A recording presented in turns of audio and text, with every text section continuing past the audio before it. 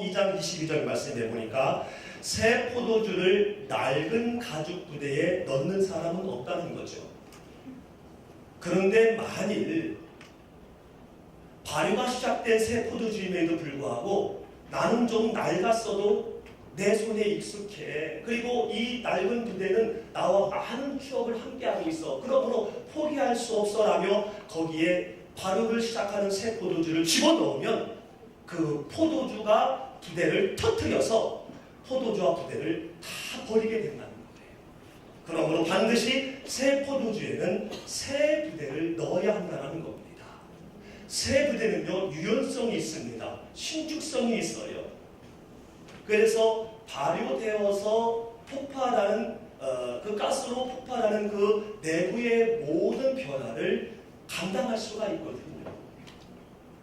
그러나 그 주인이 제 아무리 애지중지한 그러한 낡은 부대를 할지라도 이미 낡은 부대는 유연성이 없고 신축성이 없기 때문에 그냥 그 가스에 터져버리고 만다는 거예요. 새 포도주는 새 부대에 넣어야 할 줄로 믿습니다. 새 포도주가 있으면 새 부대를 준비해야 할 줄로 믿습니다. 하나님은 이스라엘 백성에게 가나안이라는 새 포도주를 준비하셨어요. 그리고 모세라는 새 부대를 또 준비하셨어요. 무슨 얘기냐면 창세기 15장 1절 말씀해 보니까 같이 한번 읽어보겠습니다. 시작. 이후에 여호와의 말씀이 환상 중에 아브라함에게 임하여 이르시되 아브라함아 두려워하지 말라. 나는 방패요 내 방패 너의 지극히 큰 상급이니라. 아멘. 이 후에 어떤 일 후에라는 말씀이냐면 본토 친척 아비집을 떠나라는 하나님의 명령에 혈육에 대한 특심이 있었던 아브라함을 가장 많이 닮았는지 모르겠지만은 조카를 데리고 나왔습니다. 불순종이지요. 그럼에도 하나님은 축복하셔서 그들이 많은 부를 갖게 되었습니다. 부는 하나님의 축복의 대명사이지요. 그러나 하나님의 뜻이 아니기 때문에 결국은 헤어지게 되지요. 헤어져도 넉넉하게 살 수 있을 만한 때에 헤어지게 합니다. 그러던 어느 날 롯이 연합군에게 끌려갔다라는 소식을 듣게 됩니다. 아브라함은 식솔 가운데 318명을 모집해서 그 연합군 가운데로 들어갑니다.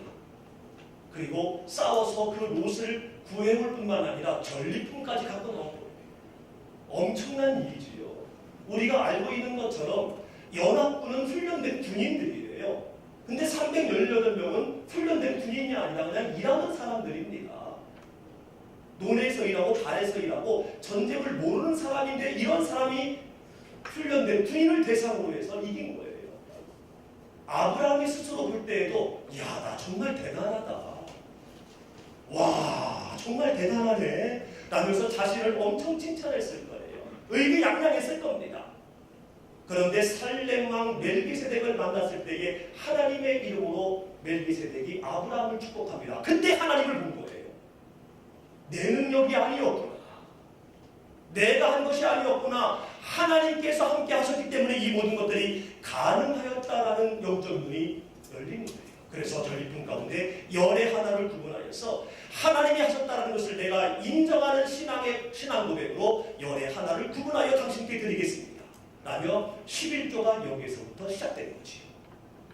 이 10의 1조로 하나님께 서셨다는 것을 인정과 동시에 세간왕은 갑자기 와가지고 너 갈 때 이거 안 가져갔잖아 하면서 나머지 것까지 다 가져가라는 축복을 받습니다. 시간이 흐른 다음에 그래도 가만히 생각을 해보니까 아무리 그래도 그렇지 우리 318명이 저 군인들에게 가서 너무 잘못한 거 아닌가? 너무 무모하게 되는 거 아닌가? 저들이 갑자기 화가 나가지고 다시 쳐들어오면 어떡하지라는 그런 마음에 두려움이 생긴 거예요. 그래서 여호와께서 환상 가운데 말씀을 하신 겁니다. 아브라함아 두려워하지 말아라.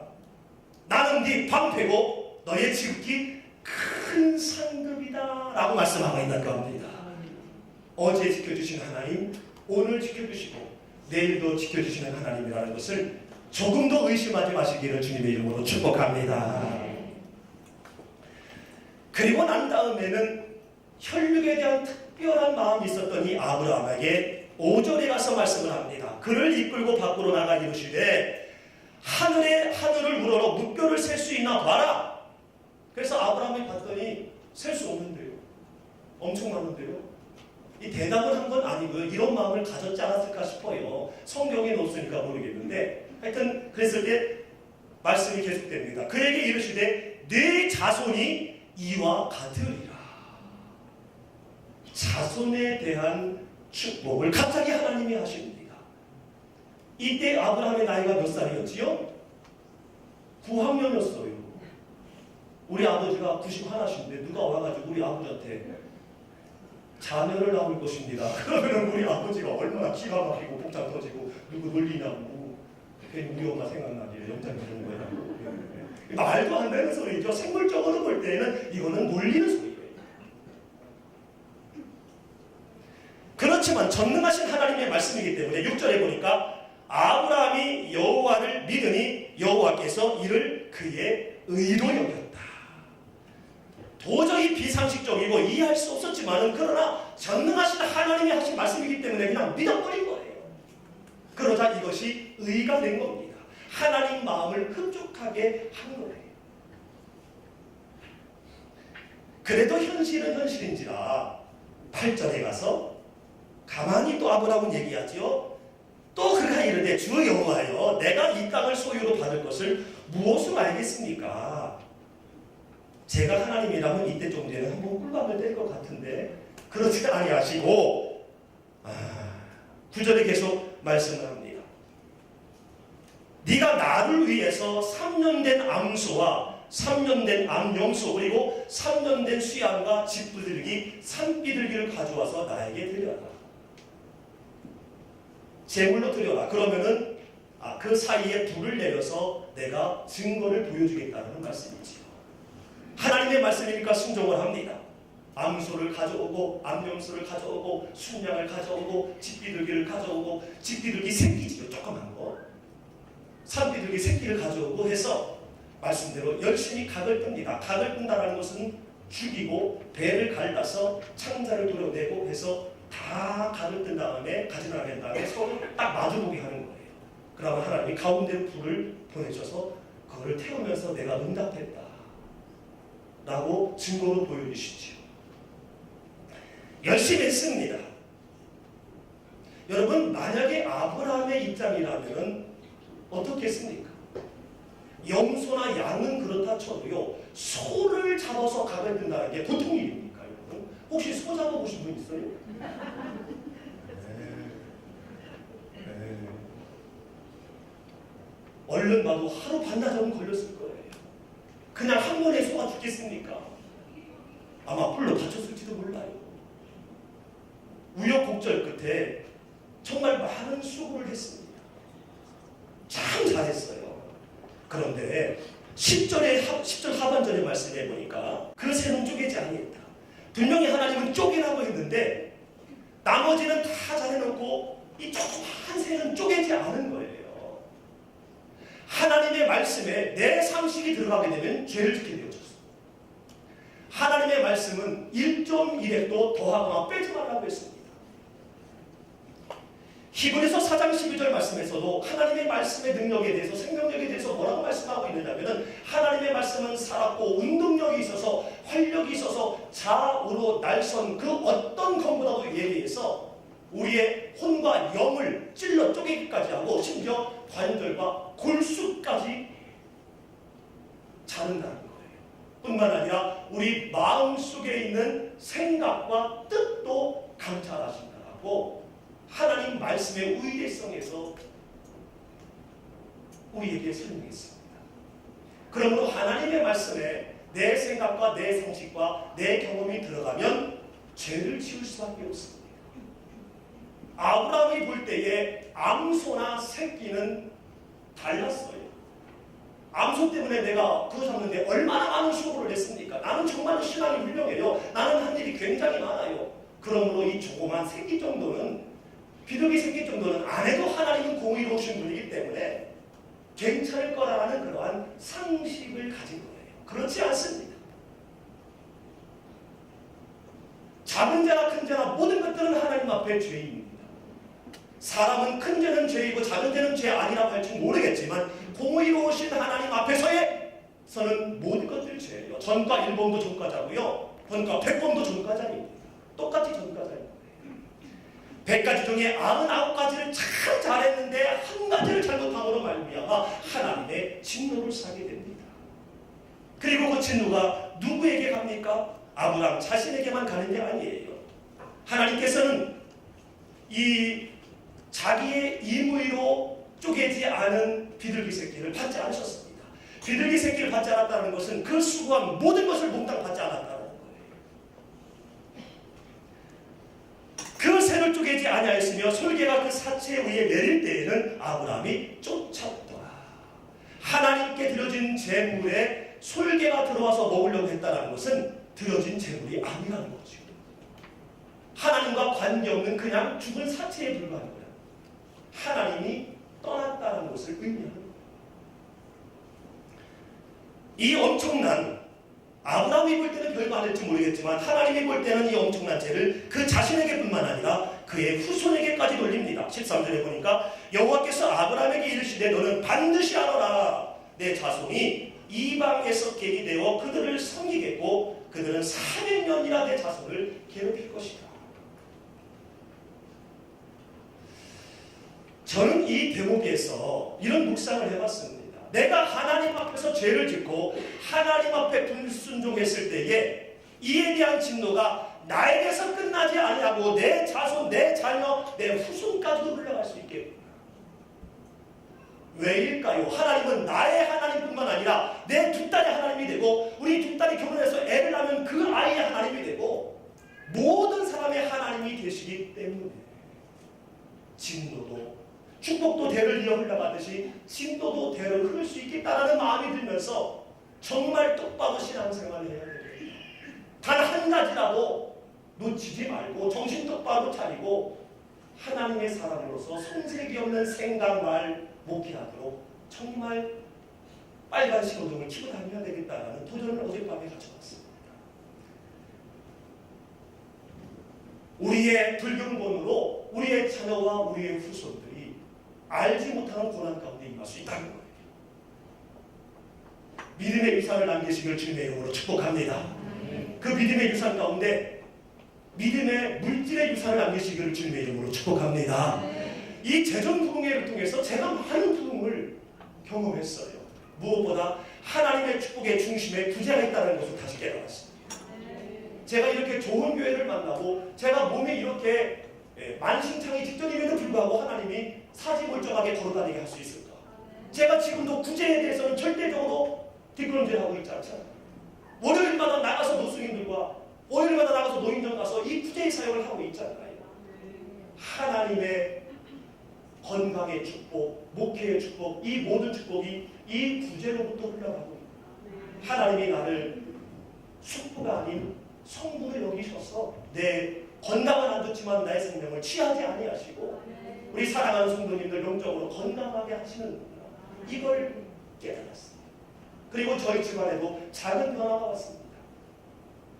무엇 살 때 3번 물어봤어? 우리 아내도 저 어린이집에서 뭘 사야 되는데 딱 집었다가 이거 지금 꼭 사야 되나? 하고 놓고 한 바퀴 들었다가 하나 샀대요. 그랬더니 원장님이 되게 좋아하더래. 부자 되는 방법을 우리가 배웠습니다. 돈을 많이 벌면 부자 됩니까? 돈이 많이 벌면 통장에 잔고가 많이 쌓입니까? 아니라고. 100만 원 벌었을 때에 110만 원 벌으려고 노력하지 말고 지출을 줄여라. 50만 원 썼던 거 40만 원으로 줄여라. 그러면 잔고가 쌓이고 하나님의 물질의 축복의 방법을 우리가 저절로 알게 된다고 그랬잖아요. 100만 원 벌었던 거 110만 원 벌으려고 하니까 부정직해지고 부조리를 범하고 남을 밟고 그러면서 돈은 120만 원 쓰고 저렇게 천장에서 엉뚱하게 막 돌아다니면서 여러분 이런 것들을 우리 자손들에게 우리 자녀에게 알려줘야 할 줄로 믿습니다. 돈을 물려줄 것이 아니라 돈을 버는 방법, 원리를 우리가 물려줘야 돼요. 만물의 주관자가 되신 하나님이라는 것을 알려줘야 됩니다. 이거를 알려주지 아니하면은 제 아무리 많은 재물을 갖고 있다 할지라도, 제 아무리 많은 능력과 제 아무리 많은 지식과 제 아무리 큰 권세를 갖고 있다 할지라도 그는 속보로 살아갈 수밖에 없어요. 내 거라고 착각하며 내 맘대로 그거를 과시하고 과시용으로 쓸 수밖에 없다는 거지요. 하나님과 관계없는 쓰임은 모두가 다 가난을 먹는 거라고 했잖아요. 작은 거라도 하나님의 영광을 위해서 쓰여질 때에 그것이 바로 성부가 되는 것이고, 하나님 앞에 바로 서게 되어지는 그러한 출발점이 된다는 것을 우리가 배웠습니다. 우리의 건강한 믿음으로 말미암아 우리의 자녀의 믿음도 건강해지므로 여러분이 이 땅에 살아계시는 동안 여러분들보다 더 큰 축복을 받는 자녀의 모습을 보시길 주님의 이름으로 축복합니다. 여러분 한 사람을 통해서 여러분 자녀뿐만 아니라 대대 자손들이 축복의 발현에 혹은 진노의 발현에 임할 수도 있다는 것을 우리는 간과해서는 안 돼요. 첫 번째 사람 아담의 죄악으로 온 인류의 어둠이 향한 것처럼 한 조상 아브라함의 불순종으로 그 후손들은 영도 모르는 노예 생활을 하게 되었습니다. 그러나 사랑의 하나님은 이어지는 14절 말씀에 이렇게 기록하지요. 그들이 섬기는 나라를 내가 징벌할지며 그 후에 내 자손이 큰 재물을 이끌고 나오리라. 제 아무리 자녀가 잘못했다 할지라도 자녀를 포기하는 부모는 아무도 없습니다. 매를 댔다고 해서 그 매로 자녀와 관계가 끊어지는 건 아니죠. 그 속에는 깊은 사랑이 있는 거지요. 430년 동안 네 후손이 다른 나라의 종으로 타는 거라고 이렇게 진노하셨지만 바로 이어서 그 속에서 재물을 갖고 나올 것이다, 부자가 돼서 나올 것이다 라고 축복하고 있는 것을 봅니다. 다시 말한다면 새로운 출발을 하겠다라는 말씀인 거예요. 이 새 출발을 위해서 세워진 사람이 바로 누구냐? 모세인 거예요. 가나안이라는 새 포도주를 위해 준비된 새 부대가 바로 모세인 겁니다. 그러므로 새 출발과 새 부대의 사명을 감당할 이 모세는 철저하게 훈련받을 것이라고 우리는 짐작하게 되지요. 그러나 오늘 1절 말씀에 나타나고 있는 모세의 모습에서는 새로운 출발을 위한 새 부대로서의 모습이 전혀 보이질 않습니다. 그저 장인의 양무리를 치면서 한가롭게 보내고 있는 모습. 물론 그 이면에는 하나님의 엄청난 섭리가 있지요. 그러나 1절 그 자체만으로 볼 때는요, 새 출발을 인도할 지도자로서 새 부대로서의 모습이 전혀 보이지 않습니다. 자기 양도 아닌 장인 이드로의 양을 치고 있는 거예요. 모세가 목동입니까? 아니지요. 그는 왕자였습니다. 그리고 자기 백성들을 이끌어 가야 할 지도자로 부름받은 사람이에요. 그런 면에서 볼 때 오늘 1절의 이 모세의 모습은 왠지 모르게 씁쓸합니다. 실망스러워요. 인생을 포기한 채 그저 무기력하게 하루하루를 살아가는 모습,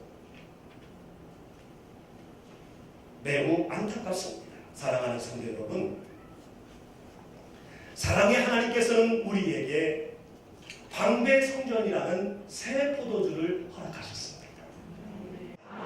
그러므로 우리 모두가 다 새 부대가 되기를 하나님은 원하십니다.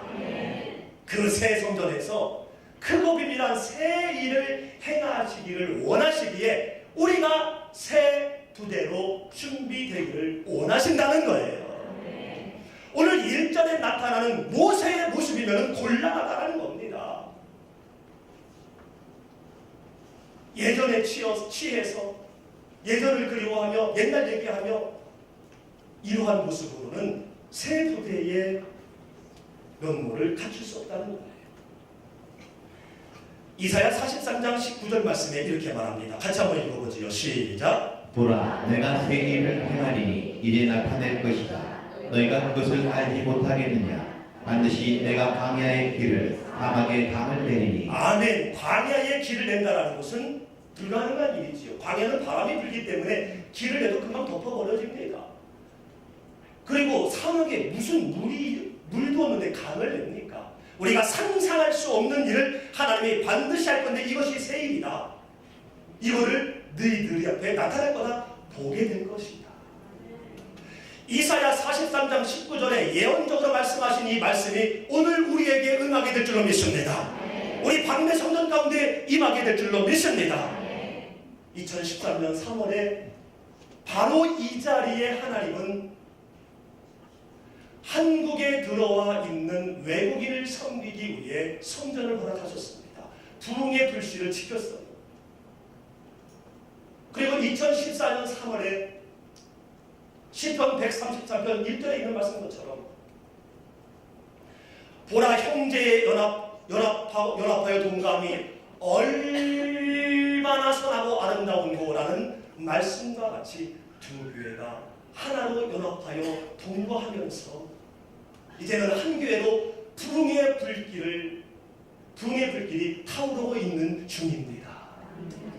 그러나 하나님께서는 여기에 머물러 있기를 원치 않으셔서 새 성전을 허락하셨습니다.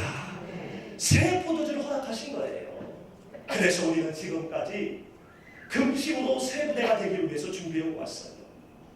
먼 데서부터 새벽 예배 오시면서 준비했어요. 혹은 저마다의 장소에서 자리에서 새 부대의 사명을 감당하기 위해 준비해 왔고 또 준비하고 있습니다.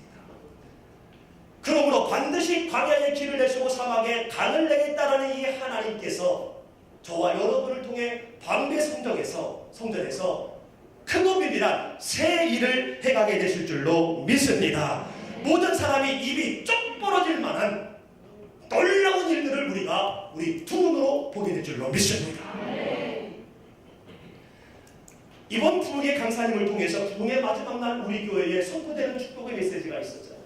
말씀드린 것처럼 교회에 선포된 메시지는 교회 안에 있는 모든 성도님들의 축복의 메시지입니다. 다 선포할 수는 없지만 그 중에 몇 가지를 제가 선포할 때에 여러분 둥지에 있는 제비 새끼가 목을 길게 빼고 모기를 먹으려고 막 갈망하듯이 여러분 아멘으로 그 축복을 가져가시기를 바랍니다. 이사야 60절 말씀입니다. 일어나라 빛을 발하라 이는 내 빛이 이르렀고 여호와의 영광이 내 위에 임하였음이라. 그때 내가 보고 기쁜 빛을 내며 내 마음의 놀라고 또 화창하리니 이는 바다의 부가 내게로 돌아오며 이방 나라들의 재물이 내게로 올 것이라. 먼 곳에서 내 자손과 그들의 은금을 아울러 싣고 와서 내 하나님 여호와의 이름을 드리려고 하며 이스라엘의 거룩한 이에게 드리려는 자들이라. 이는 내가 너를 영화롭게 하였습니다. 내 손문이 항상 열려 주야로 닫히지 아니하리니 이는 사람들이 내게로 이방 나라들의 재물을 가져오며 믿지 않는 사람들의 재물을 가져오며 그들의 왕들의 포로를 이끌어 오미니라. 너를 괴롭혔던 자의 자손이 몸을 굽혀 내게로 나오며 너를 멸시하던 모든 자가 내 발 아래 엎드려 너를 일으켜 여호와의 성읍이다 이스라엘의 거룩한 이의 시온이라 하리라. 다시는 내 해가 지지 아니하며 내 달이 물러가지 아니할 것은 여호와가 내 영원한 빛이 되고 내 슬픔의 날이 끝날 것이니라. 내 백성이 다 의롭게 되어 영원히 땅을 차지하리니 그들은 내가 심은 가지요 여러분은 하나님이 심은 가지입니다. 내 손으로 만든 것으로서 나의 영광을 나타낼 것인즉 작은 자가 천명을 이루겠고 그 약한 자가 간국을 이룰 것이라. 때가 되면 나 여호와가 속히 이루리라. 이 축복이 우리 교회의 축복 그리고 여러분 가정과 직장의 축복이 되기를 예수님의 이름으로 축원합니다. 그러면 우리가 새 부대가 되기 위해서 뭘 어떻게 해야 될까요? 따라합니다. 하나님의 음성을 듣자. 2절부터 4절 말씀해 보니까 모세는 여느 때와 같이 서쪽 호렙 땅으로 양들을 이끌고 왔습니다. 그때 하나님은 희귀한 현상으로 모세에게 음성을 보여주셨어요. 하나님의 음성은 듣기만 하는 게 아니라 보여지기도 하고 느껴지기도 하는 거지. 떨기나무에 불이 붙었는데 그 떨기나무가 사라지지 않는 거예요. 타지 않는 겁니다. 얼마나 희귀한 현상입니까?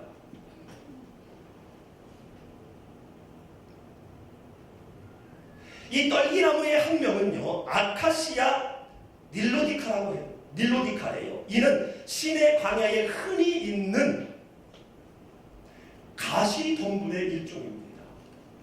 물론 이 떨기나무는 이스라엘의 형상을 가리키는 것이고 지금 모세의 모습을 지칭하는 거지만 모양으로 볼 때 이 떨기나무는 앙상하고 볼품이 없는 나무예요. 그리고 불에 굉장히 잘 타는 나무입니다. 건물과 같은 것이니까. 그런데 이게 타지 않는 거예요. 신기했습니다. 경이로웠어요.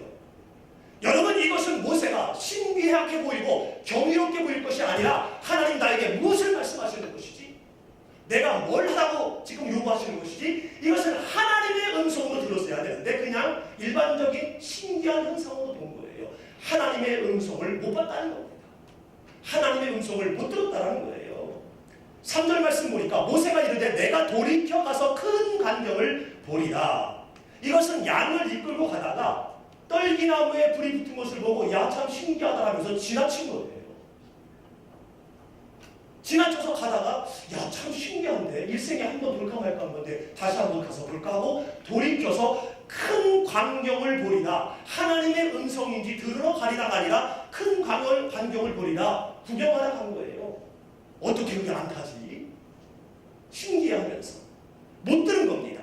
하나님 음성을 못 들은 거예요. 그래서 하나님은 할 수 없이 이 기이한 형상으로 음성을 보여주셨음에도 불구하고 알아채지 못하자 그냥 육성으로 모세야 모세야 하고 음성을 들려주신 거예요. 여러분, 어떤 사람이 내가 직통계시 받았다, 직접 하나님의 음성을 들었다, 이거는요 수준이 낮게 하나님이 역사하신 거예요. 지금 모세의 수준으로 낮춰서 육성으로 들려주신 거거든요. 모세야 모세야. 일반적으로는 우리의 상황을 통해서 하나님 말씀하시거든요. 할렐루야. 그러므로 내가 하나님의 음성을 영시가 와우 이렇게 이거는 수준이 낮기 때문에 거기에 낮춰서 하나님이 반응하신 거예요. 사랑하는 성도 여러분, 하나님은요 우리에게 끊임없이 말씀하시고 수시로 음성을 보여주시고 들려주십니다. 왜입니까? 하나님은 우리의 아버지가 되시기 때문에. 하나님은 저와 여러분의 아버지이시기 때문에 끊임없이 말씀하신다는 거예요. 아버지들은 자녀에 대한 마음을 한시도 놓지 않습니다. 자녀에 대한 사랑을 한시도 멈추지 않습니다. 생각으로 말하고 마음으로 말하고 행동으로 말하고 그리고 육성으로 말하고 끊임없이 아버지는 자녀에 대한 사랑을 멈추지 않는다. 육신의 아버지보다 훨씬 크신 하나님은 어떻겠습니까? 하나님의 자녀로 무엇을 해야 될지, 무슨 생각을 해야 될지, 무슨 말을 해야 될지, 어떤 판단을 해야 될지 진노 가운데 들어가지 않도록 끊임없이 우리에게 말씀하신다는 거예요. 음성을 보여주시고 들려주시고 느끼게 하신다는 겁니다. 오늘처럼 주일 같은 경우에는요, 주차하려고 하는데 주차 봉사하는 분들을 통해서 하나님의 음성을 보게 하고요. 우리 찬양단을 통해서 감사하라고 하나님의 음성을 들리게 하고요. 오늘 같은 날 식사 봉사를 하시면서 저분들에게 헌신을 통해 하나님의 음성을 보게 하고요. 또 목사의 설교를 통해서 하나님의 음성을 깨닫게 하고요. 점심 먹고 나서 우리가 세성전으로 이사를 함께 하면서 또 하나님의 음성을 느끼게 하고요. 끊임없이 하나님의 자녀로서의 온전한 모습을 유지하게 하기 위해 우리에게 하나님은 쉬지 않고 말씀하신다. 교회뿐만입니까? 가정에 가면은 여러분의 자녀를 통해서, 부모님을 통해서, 일가 친척을 통해서 하나님은 끊임없이 계속 말씀하세요. 너는 목사야, 너는 장로야, 너는 안수사야, 권사야, 하나님의 자녀야. 네가 그렇게 말하면 안 되지, 그런 표현 주면 안 되지. 나를 불편하게 한 사람을 통해서 음성을 보여주십니다. 직장에서뿐만 아니라 여러분이 가는 그 모든 곳에서 하나님은 음성을 멈추지 않으신다. 그러므로 이 시점에서 우리는 질문을 해야 됩니다. 내가 하나님의 음성을 듣고자 하는가? 내가 하나님의 음성을 듣는 삶을 살고 있는가? 나이트클럽 안에서 무슨 하나님의 음성을 들을 수가 있겠어요? 술 먹으면서 무슨 하나님의 음성을 느낄 수가 있겠어요? 내 삶의 장소가 어디에 주로 머물러 있는지 먼저 진단할 때에 내가 하나님의 음성을 듣고자 하는가를 우리가 알 수 있다는 겁니다.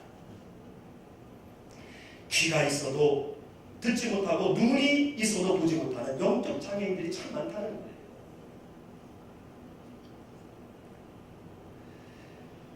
이런 영적 장애인, 하나님의 음성을 못 보고 못 듣게 하는 그 원인이 있는데요. 첫 번째로는 모세처럼 과거의 실패 기억 때문에 그렇습니다. 실패 원인은 크게 세 가지라고 그래요. 자신의 실수, 두 번째로는 사단의 계획, 세 번째로는 하나님의 섭리. 잘 몰라요. 어떤 게 내 실수인지, 어떤 게 사단의 계획인지, 어떤 게 하나님의 섭리인지 나중에 알아. 그때는 몰라. 언제 안다고요? 나중에 알아. 지금은 몰라. 그래서 지금은 실망하고 좌절합니다. 나중에는 회개하고 나중에는 감사하게 되지만 지금 당장은 실망하고 좌절하는 게 실패예요. 그래서 소망이 사라지고 주어진 사명마저 잃어가면서 하나님의 음성보다는 사람의 음성, 되어지는 환경, 사람의 눈치를 자연스럽게 보게 된다는 거예요. 모세가 그랬습니다. 왕궁에서의 실패는 지도자인 모세를 다른 사람 양이나 치는 무기력한 사람이 되게 했습니다. 장애인 눈치 보면서 의욕도 사라지고 야망도 없어지고 소망도 없이 그저 하루 근근히 살아가는 인생을 살고 있는 거예요. 죽지 못해 산다는 말이 있는데 거기에 딱 맞는 삶을 본문까지 살았던 거지요. 그러니 양을 치면서 하나님은 여러 형태로 말씀하셨을 텐데 이 실망과 좌절로 실패로 하나님의 음성을 못 볼 뿐만 아니라 듣지도 못하는 거예요. 그러니 하나님의 음성, 곧 하나님의 인도를 받지 못하니 양 한 마리 없는 무일푼 인생이 된 거지요. 사랑하는 성도 여러분, 혹시 하나님의 음성을 못 보고 못 듣게 하는 여러분만의 어떤 실패 경험이 있습니까? 직장에서 이런 것들이 있을 수 있어요. 특별히 직장 상사가 장로님이거나 믿는 분이에요. 이때 우리는 육적인 영적인 실패감이 몰려옵니다. 가정에서, 친척에서, 그리고 심지어 신앙생활하다가 교회 생활하다가 실패와 좌절을 경험할 수도 있습니다. 그러나 이전 것은 지나갔으니 보라 새 것이 되었도다 선포하시고 여러분 청산하시길 주님의 이름으로 축원합니다. 새 포도주인 방배성전으로 가기 전에 이것을 청산하지 아니하면 흙묻은 상태로 새 집에 들어가는 것과 같이 나로 인하여 하나님이 근심하게 될 수 있다. 이해하십시오. 용서하십시오. 다 받아들이십시오. 하나님 외에 그 모든 상황을 정확하게 아는 분은 아무도 없어요. 여러분이 어느 성도님을 통해서 마음이 상함이 있었습니까? 이해하시고 용납하시고 넘어가시기를 바랍니다. 이전 것은 지나갔으니 보라 새 것이 되었도다. 그리고 빌보서 3장 14절 말씀에 있는 것처럼 푯대를 향하여 그리스도 예수 안에서 하나님이 위에서 부르신 부름의 상을 위하여 달려가라. 바울의 고백처럼 이제는 우리가 오늘부터 앞만 보고 달려가면 돼요. 뒤돌아보는 자는 하나님의 나라에 합당하지 않다고 했습니다. 쟁기를 잡고 뒤를 돌아보는 자는 하나님의 나라에 합당치 않다고 했습니다. 우리는 이제 뒤가 아닌 앞만 보고 달려가야 할 줄로 믿습니다. 크고 비밀한 일이 이뤄질 새 성전만을 바라보고 나아갈 때에 하나님의 음성이 들려지고 또한 새 성전에 합당한 새 부대가 될 줄로 믿습니다. 두 번째로는 가까운 사람으로부터 버림받았다는 상처가 있을 때 하나님의 음성을 못 듣게 돼요. 하나님의 음성을 못 보게 돼요. 모세는 이스라엘 백성을 구원하기 위해서 애굽 사람을 쳐 죽였습니다. 그러므로 동족들을 파괴할 줄 알았는데 동족들이 이 모세를 살인자로 몰아서 도망간 거예요. 가까운 사람에게 배신당한 겁니다. 신들께서 이런 질문을 합니다. 당신의 인생의 전환점은 언제입니까? 무엇입니까? 누가 저에게 당신의 인생의 전환점은 언제입니까? 라고 질문한다면 저는 주저함 없이 2009년 거리의 사람들을 만났을 때입니다. 라고 증인이 있기 때문에 분명하게 대답을 할 수 있습니다. 저는 저 자신이 굉장히 대단했어요. 아브라함이 318명을 데리고 연합군 속에 들어가서 롯을 꺼내왔을 때 너무너무 대단함을 느꼈던 것처럼 저는 우리 교단에 있을 때에 정치를 했습니다. 무슨 정치냐? 몇 년이면은 어느 교회에 간다. 이게 정의죠. 예수님과 같은 능력이 있어도 이 정치 안에 들어가지 못하면 100명 이상 되는 교회 못 갑니다. 다 그냥 목사님들의 정치에 의해서 가는 게 다른 교단은 아닌데 우리 교단은 그랬어요. 그래서 영향력 있는 목사님 밑에 들어가는 거예요. 그리고 총회장 선거할 때에 갈비탕 날리고 봉투 날리고 죄송합니다 여러분. 그게 현실이었어요. 거기에 1등 공신이었고. 그랬던 제가 거리의 사람들이 내 식당에 들어왔다는 것은 저에게는 혁명이었어요. 놀라운 변화였어요. 제 인생관이 바뀌었습니다. 목회관이 정립됐어요. 물론 은혜교를 가면서 서서히 정립이 됐습니다만 그리고 삶의 얘기가 뚜렷해졌습니다. 그래 자랑하고 싶었어요. 누구에게? 저를 잘 알고 있는 친구 목사들에게, 선배 목사들에게, 후배 목사들에게, 지인들에게 전화를 했습니다. 내가 이렇게 해서 이렇게 해서 내가 이렇게 하고서 이렇게 하고 전화를 했습니다. 전화하는 이유는 저의 변화된 모습을 간증하고자 하는 마음도 있었지만 돈이 필요했습니다.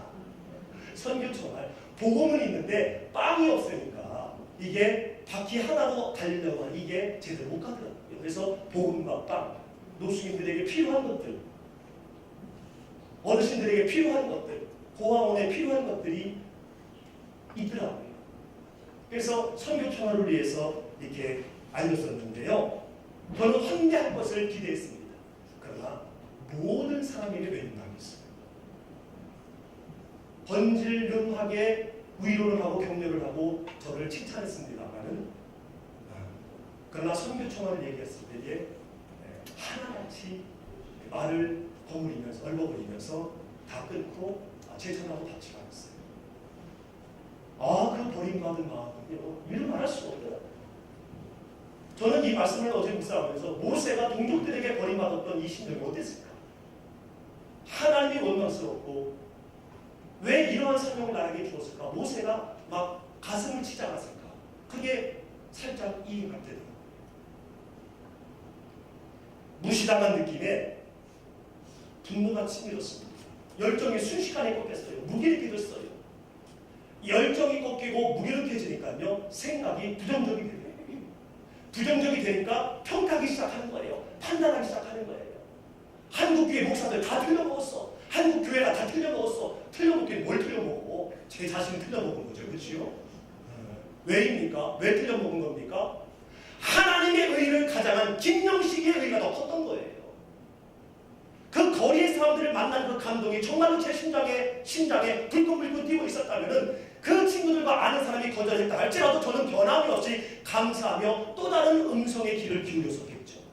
그러나 저는 오늘 1절에 있는 모세처럼 하나님의 음성을 들을 만한 능력이 없었던 거예요. 그래서 끊임없이 마음으로 살인을 하고 생각으로 살인을 했습니다. 심지어 저 교회 분만하고자 너 이때 이렇게 하는 거 내가 알고 있는데 너 가서 일러버려. 정말 사단적인 마음이 제 안에 충만하더라고요. 부정적인 마음, 남을 평가하는 마음, 판단하는 마음이 있는 것은 성령보다 악한 영이 더 많이 찾아오고 있다는 증거라는 것을 제가 확실히 알았어요. 식구에게는 말할 수 없었습니다. 왜요? 다른 사람에게 외면당했던 건 오케이. 그러나 식구에게 얘기했는데 식구에게마저 외면당하면 저는 인생을 더 이상 살아갈 자신이 없겠다라는 생각이 있어요.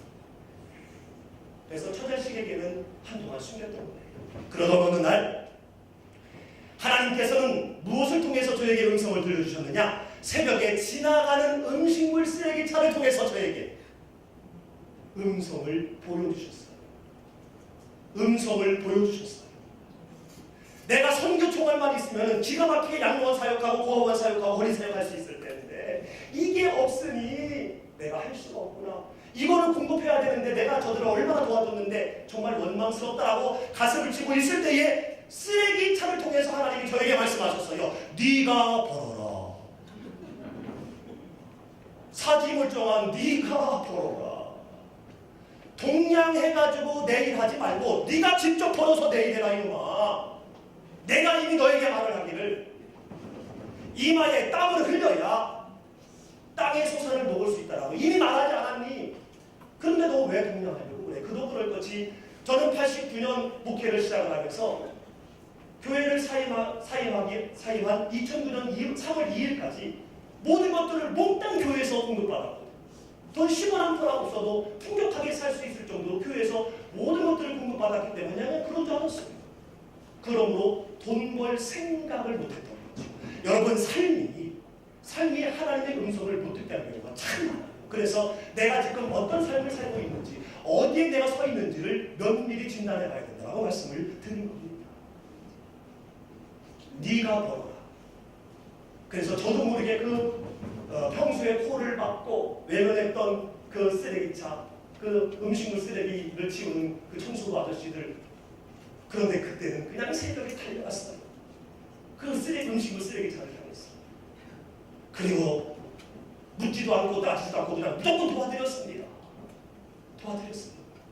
그랬더니 별 말씀은 안 하셨는데 그분의 생각이 이랬을 것 같아요. 이 젊은 놈이 무슨 밤새 술 먹고 술이 안 깼나? 얘가 왜 갑자기 와서 이런 헛된 짓을 하고 있어? 아마 그렇게 생각하지 않으셨나 볼래요. 그래서 괜히 술 먹으면 걸러 들었다가 행패 불릴까봐 그냥 내버려 두시더라고요. 그래서 열심히 일을 했어요. 이렇게 붙다가 막 하기도 하고. 끝난 다음에 술 친구 같진 않으니까 물어보시는 거예요. 당신 도대체 뭐냐 젊은 사람이? 그랬더니 일을 하더라고요. 제가 돈이 필요한데 실직을 했는데 돈이 필요합니다. 제가 중요한 일을 하게 됐는데요. 돈이 없어서 일을 못하고 있습니다. 그랬더니 내가 3개월 정도 사실 일이 있어서 이거를 휴직하려고 했는데 그럼 당신이 하세요. 3개월.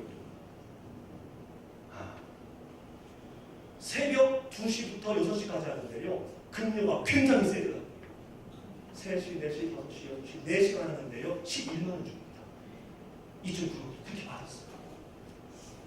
6시 이후에 집에 와서 잠깐 밥 먹고 그 다음에 뭐 할 일 없을까 찾아봤더니요. 세상 천지에 할 일이 깔려 있어요. 나는 청년들이 일자리 없다는 건 않고 이해를 못하지. 세상 천지에 일할 게 깔려 있어요. 일할 마음이 없는 거지. 일자 무식에도 한 달에 300만 원 충분히 벌 수 있어요. 뜨리점만 하면은요. 사지 물정하면은 얼마든지 벌 수 있어요. 그래서 열심히 벌었어요. 그리고 밤에 나가서는 또 주어진 사명을 합니다. 아내에게 좀 돈도 좀 갖다 주고 그러면서 생각했습니다. 나를 절망하게 하고 나를 외면했던 그 친구들은 나를 외면한 것이 아니라 나를 절망한 것이 아니라 그들이 바로 하나님의 음성이었구나. 그들이 나를 외면하지 아니했다면 나는 동양에서 계속 하나님의 일을 했겠구나. 촛불로서 내가 하나님의 일을 했겠구나 하는 그러한 마음이 들면서 마음이 덜컥하고 그들이 너무 사랑스럽다. 그래서 요즘에는 그 친구들과 잘 지냅니다. 그리고 그 일을 5년 동안 하면서요. 이 성도님들의 헌금이 얼마나 귀한지 알았어요. 저는 솔직히 죄송하지만 몰랐습니다. 그냥 월급 많이 주는 교회가 좋은 교회고 좋은 차 주는 교회가 좋은 교회고 큰집 주는 교회가 좋은 교회고 이렇게만 생각해가지고 큰 교회로만 다니려고 애를 썼던 거지. 그러니 성도님들의 헌금에 대해서 무슨 마음이 있었겠습니까? 솔직히 회개합니다. 그런데 그 일을 하면서 1,000원 벌기가 얼마나 힘든지 그래서 이게 얼마나 얼마나 많은 이 사건 가운데 그 1,000원을 버는지 10,000원을 버는지 뼈도 느끼게 되었어요. 그리고 하나님께서는 우리 주님의 영광기를 만나게 해주시고 여기 왔는데 저는 정말 형광등 하나 켜있는 것도 가슴이 쿵. 우리 재정부장님 아시지만요. 저는 점심도 가능하면 숙소 가서 그냥 이거는 제 신앙입니다. 왜? 이 헌금이 이 교회들이 얼마나 하나님이 주목하고 있는 분인지 확실히 알아요. 이거는 이론도 함부로 쓰여지면 안 된다. 이거를 확실히 심장에 새겨졌기 때문에. 사랑하는 성도 여러분, 정말 우리 새 성도는 가가지고요, 불하나 매놓고나나 정말 우리가 조심해야 할 줄로 믿습니다.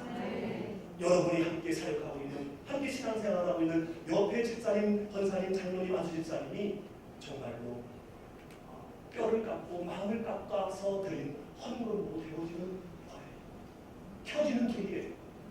할렐루야. 쓰임새를 줄이면은 잔고가 많아진다고 했잖아요. 이거는 우리 교회에도 적용되는 은혜인 것 같아요. 사랑하는 성도 여러분, 혹시 가까운 사람으로부터 받은 상처가 있습니까? 하나님의 음성이 들리지 않도록 실망감이 가득 차 있습니까? 눈을 뜨십시오. 귀를 여십시오. 상처와 실망이 아닌 하나님의 음성일 가능성이 매우 높습니다.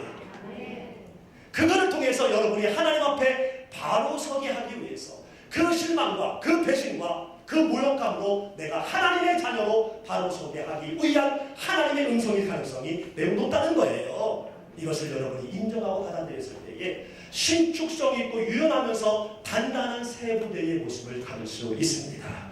마지막으로 한 가지만 더 말씀드리면 새 부대가 되기 위해서 따라합니다. 신을 벗으라. 환경으로 기이한 모습으로 하나님의 음성을 들려줬음에도 불구하고 문득 자 이제는 직접 하나님의 음성을 들려주시죠. 4절 5절 말씀해 보니까 모세야 모세야 하시매 내가 여기 있습니다. 그러자 첫 번째 말씀하지요. 가까이 오지 말아라. 막 달려왔는지 어땠는지 모르겠지만 스탑! 오지마 거기 서 있어.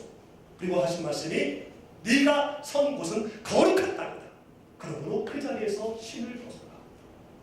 신을 벗어야 거룩한 땅이 유지돼. 거룩한 땅이니까 신을 벗어야 돼. 신을 벗지 않으면 너에게는 거룩한 땅이 아니야. 이런 여러 의미가 내포되어져 있지. 그러므로 반드시 신을 벗어야 그 땅이 거룩한 땅이 될 수 있어. 땅에 대한 하나님의 특별한 선언이 주목됩니다. 서 있는 땅, 이 땅이 어떤 땅입니까? 특별한 땅입니까? 처음 온 땅입니까? 아까 말씀드린 것처럼 지나쳐갔던 땅이기 때문에 수없이 왔다 갔다. 이스라엘 갔다 오신 분 알겠습니다만 별로 넓지 않아요. 여행 다니시기 그 새로운 식당 갔다고 했는데 그 식당을 3번 갔대. 새로운 식당이라고 갔는데 거기가 거기니까 또 갔는데 또 간 거예요. 그만큼 작아요 이스라엘이. 정말 작습니다. 특별한 장소가 아닌데 왜 갑자기 하나님은 그곳을 늘 지나던 장소였는데 거기서 눕기도 하고 쉬기도 했던 그런 곳인데 왜 갑자기 거기를 거룩한 땅이라고 하셨을까? 왜 최상의 땅이라고 갑자기 말씀하셨을까? 그 이유는요, 저를 보시겠습니까? 하나님의 임재가 있는 땅이기 때문에 거룩한 땅이 된 겁니다. 하나님이 모세를 통해서 새 일을 시작한 땅이기 때문에 그 땅이 거룩한 땅이 된 거예요. 여러분이 머물러 있는 가정, 직장, 일반적으로 있는 그 모든 땅들이 거룩한 땅이 될 수 있다는 겁니다. 여러분 가정에서 여러분을 통하여 하나님이 새 일을 행하시려고 할 때 그 가정이 거룩한 땅이 되는 거예요. 여러분 직장에서 여러분을 통해 하나님의 새 일을 행하시려고 할 때에 거기에 순종하면 그 직장이 거룩한 땅이 되는 거예요. 그래서 전에는 돈 벌러 가기 때문에 지겨웠는데 같은 길, 같은 직장임에도 불구하고 휘파람을 불면서 직장을 가게 되는 거예요. 그래서 그곳이 여러분을 통해서 거룩한 땅, 하나님의 나라가 그 직장 가운데 임하게 되는 거죠. 특별히 서울시 서초구 방배동 783-24번지 9 왕실 예식장이 거룩한 땅임을 예수님의 이름으로 선포합니다. 지하와 우측에서 크고 비밀한 하나님의 엄청난 세일이 시작될 땅이기 때문에 그 땅이 거룩한 땅인 줄로 믿습니다. 그러므로 거룩한 땅에 들어가기 전 마지막 예배를 드리고 있는 우리에게 하나님은 모세에게 말씀하신 것처럼 또 우리에게 말씀합니다. 내 신을 벗으라. 신을 벗는다는 것은 노예가 되라는 얘기예요. 분이 되라는 얘기예요. 네 생각, 네 과거의 어떤 모든 것들 다 벗어버리라는 얘기예요. 탕자가 왔을 때에 아버지가 신을 신기라고 했습니다. 왜 신기라고 했습니까? 맨발로 왔기 때문에. 노예와 같은 생활을 하고 왔기 때문에 신발을 신긴 거지요. 이런 모습을 갖는 게 바로 신을 벗는 겁니다. 신을 벗어날 때 모세는 단방에 알아들었어요. 왜? 노예들이 어떻게 살았는지 왕궁에서 많이 봐왔거든요. 노예는 권리가 없습니다. 자기 목소리 없어요. 주인이 하라는 대로 하면 됩니다. 좀 똑똑한 노예라고 해서 어줍잖은 행동하거나 말을 하면은요, 매만 먹어요. 왜요? 노예라는 것을 각성시키기 위해서. 모세는 내가 이제 하나님에 붙들려 새 일을 행하기 위해서 나의 모든 권리를 포기해야 된다는 것을 이제야 알았습니다. 이제 새로운 인생이 시작됩니다. 왕실에서의 호화로운 생활, 광야에서의 억울하고 무기력한 생활들, 이 모든 것들 다 잊어버리고 너는 나의 노예가 되어서 크고 비밀한 일을 행할 나만 바라보고 앞으로 나아가라. 신을 벗으라는 말씀이 이 말씀인 것을 모세는 알았어요.